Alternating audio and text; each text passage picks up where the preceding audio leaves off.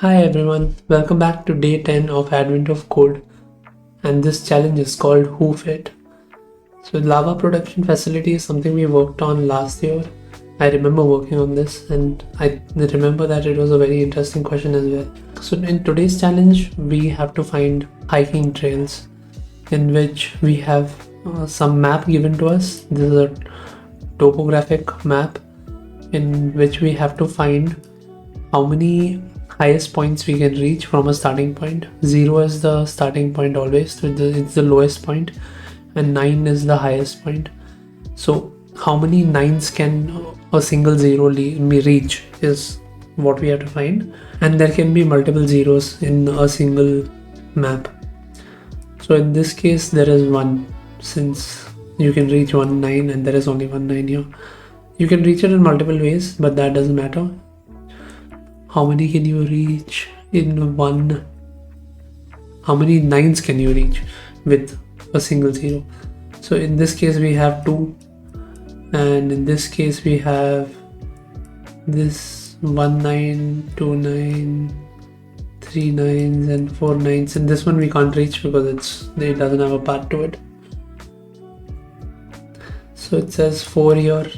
That's so then we are getting it right. Then there is 1 here, 1, and then there is another starting point here which has 1 and 2. We can't go downwards, it should only be one step upwards, and this will have a lot of them. So let's solve this.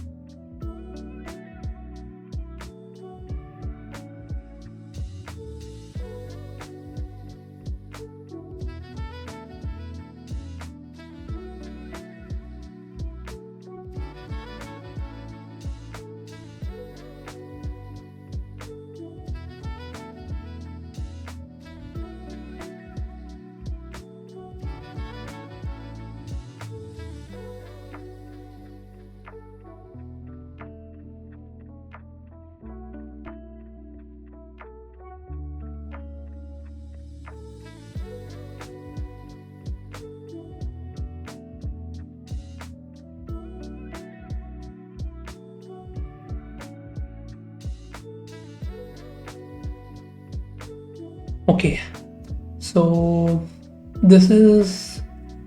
in this we are going to be using DFS, which will help us find all the possible paths, but with some restrictions. I think we're using it to its full capacity, but we could make it a little more efficient, for which I have left some scope, but we'll do that if it's needed only. So process input is the same in the usual way, splitting it by the new line character, and each element is being split within that, and it's being cast into a number. Then we are going through to get all the possible directions. So if we have this dummy input and we start at this 0, let me put it to the next line so that it's clear. So if we're starting at this 0, we can go right or we can go down, and if we go to this 1, we can go down only. Similarly, if we go here to 1, we can go to the right only. But there are points where you can go in both directions. Suppose this 8 can go down and to the right. So this is basically doing that work, giving us a map, giving us the possible directions for every point. It's checking to its right, left, down and top, and checking if the height difference is only 1, then it will give us that these are the 2 accessible points. Now total number of trails that we can find, this method will do it. For each point it will check the possible directions, and then it will send it to this method where all the possible trails for this point, for this starting point, will be found, and we will add it to the total number of trails.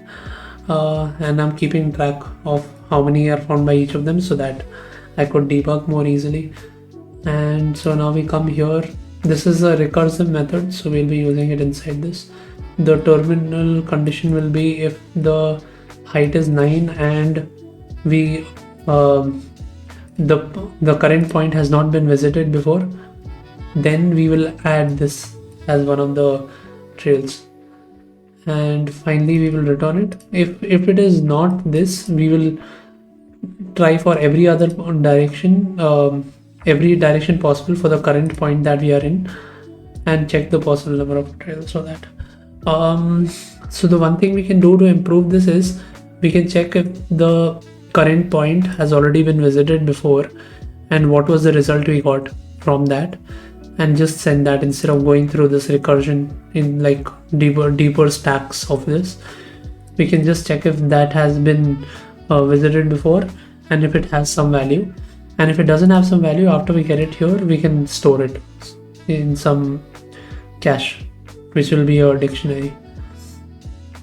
And I'm using this getPoint method to just convert our current point to a string, which will be 5, 4 and all that, so that we can form a key out of it. So we're getting 36, which is the expected output from our sample input. Now let's try it for the actual input.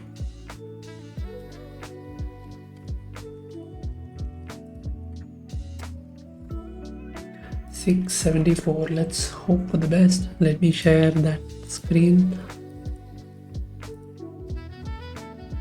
Okay, great. Now let's see what part 2 holds for us.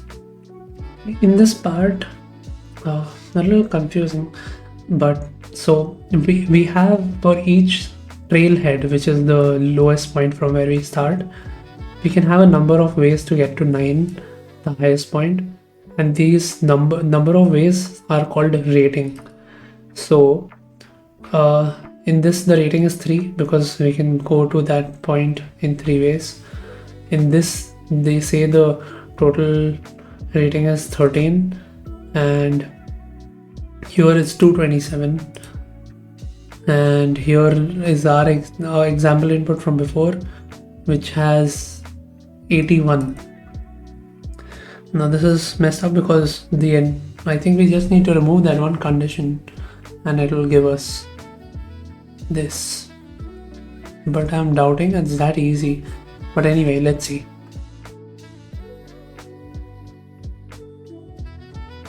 Guys, so we got the solution almost instantly. We just removed that condition and we're getting 81. Now let's see if that works for our larger input. I'll share the screen. What? That was a little too easy. Okay, I didn't change anything in the code, so let me explain it. Although I think you'll be a little disappointed to know what I did. So remember that condition that we were blocking off earlier to say that this point has already been visited, so we will not track it anymore. I just removed that condition and it works. We don't have to do anything. I think if it was a little, like the map was a little larger, it would have taken a lot of time, in which case our dynamic programming thing would come into play where we cache and do the memoization. But since it was so fast, I don't think we need to do it. Alright, I think making these considerations and writing it in a certain way helps with part 2, and this showed it. Cool, see you tomorrow. Bye bye.